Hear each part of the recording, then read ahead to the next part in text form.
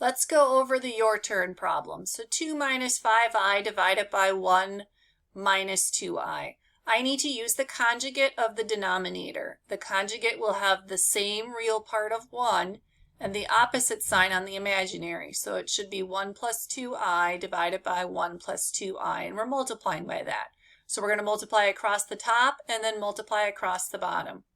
We do that. 2 times 1 is 2. 2 times 2i is 4i. Negative 5 times each of these is negative 5i minus 10i squared. Take care of the bottom. 1 times each of these will be 1 plus 2i. And then negative 2i times each part will be negative 2i minus 4i squared. Cleaning up the top. I squared is negative 1 times the negative 10 is a plus 10 right here. Plus 10 and then a plus 2 is the 12. 4i minus 5i is negative i.